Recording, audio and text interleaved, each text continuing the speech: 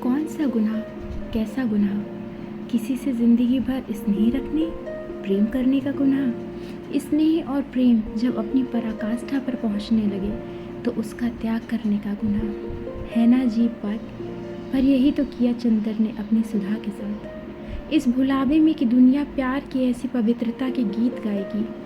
प्यार भी कैसा, घर भर में अल्हड़ पुरवाई की तरह तोड़ फोड़ मचाने वाली सुधा चंदर की आंख के एक इशारे से शांत हो जाती थी। कब और क्यों उसने चंदर के इशारों का यह मौन अनुशासन स्वीकार कर लिया था, ये उसे खुद भी मालूम न था। और ये सब इतने स्वाभाविक ढंग से, इतना अपने आप होता गया कि कोई इसकी प्रक्रिया से वाकिफ नहीं था। दोनों का एक दूसरे के प्रति अधिकार इतना स्वाभाविक था जैसे शरद की पवित्रता या सुबह की रोशनी। इस कहानी के 4 मुख्य किरदार हैं, हीरो चंदर, प्रेमिका सुधा और चंदर की 2 और दीवानी विनती और पम्मी।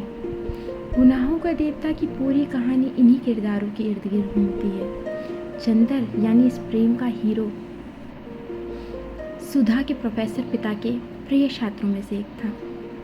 इसी के चलते प्रोफेसर के घर वह किसी रोक टोक के बिना ही आता जाता रहता था। इसी दौरान प्रोफेसर की बेटी सुधा कब उसे दिल दे बैठती है पता ही नहीं चलता। 60 के दशक का यह प्रेम आज के प्रेम से बिल्कुल अलग था। यह कोई साधारण प्रेम नहीं था। इस प्रेम में तन के खिंचाव से ज़्यादा मन का लगाव था। चंदर सुधा का देवता था और सुधा ने हमेशा एक भक्त की तरह ही उसे सम्मान दिया था। चंदर सुधा से प्रेम तो करता था, लेकिन सुधा के पिता के उस पर किए गए एहसान ने उसे कुछ ऐसे घेरे रखा था कि वह चाहते हुए भी कभी अपने मन की बात सुधा से कह नहीं पाया। सुधा की नज़रों में वह देवता ही बने रहना चाहता था और होता भी यही है। गुनाहों का देवता में सुधा से उसका नाता वैसे ही रहता है जैसे एक देवता और भक्त का होता है।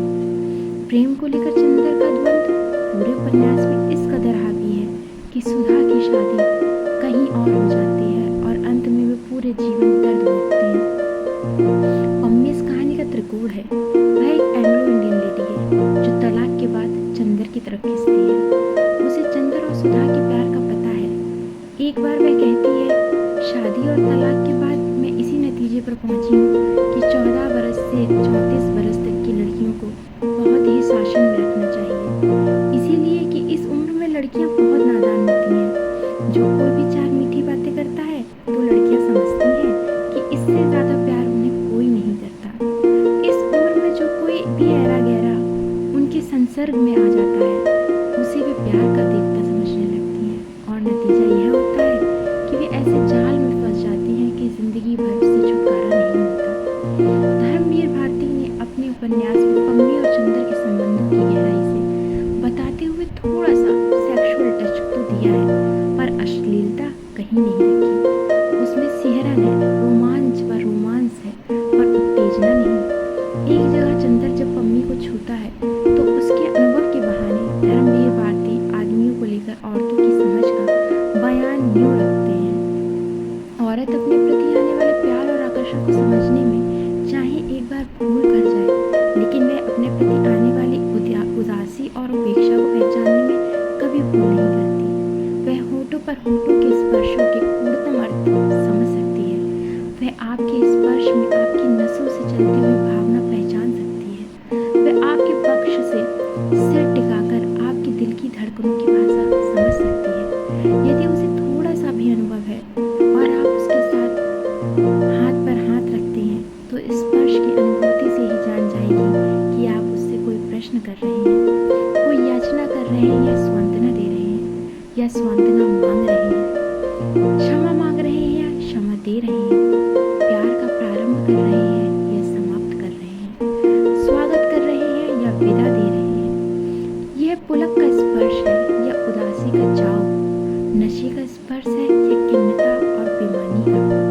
एक जगह वह कहते हैं, शरीर की प्यास भी उतनी ही पवित्र और स्वाभाविक है जितनी आत्मा की पूजा।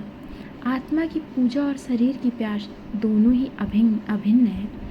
चंदर की ज़िंदगी में सुधा व पम्मी साथी बिनती भी आई होती है। वह उसकी जीवन साथी भी बनती है और उसे पता होता है कि सुधा और पम्मी से टूट चुके चंदर ही उसे मिलेंगे। इस उपन्यास की आखिरी लाइनें हैं, सितारे टूट चुके थे, तूफान खत्म हो चुका था, नाव किनारे पर आकर लग गई थी। मल्लाह को चुपचाप रुपए देकर विनती का हाथ थामकर चंदर ठोस धरती पर उतर पड़ा। मुर्दा चांदनी में दोनों छायाएं मिलती जुलती ही चल रही थीं। गंगा की लहरों में बहता हुआ राख का सांप टूट फूट कर बिखर चुका था और नदी फिर उसी तरह से बहने लगी थी जैसे कभी कुछ हुआ ही ना हो। सुधा और चंदन का अलौकिक प्रेम अनेकों संघर्ष के बाद भी उत्कृष्ट है। अंत में सुधा की मृत्यु के साथ ही उन दोनों का प्रेम अमर हो जाता है।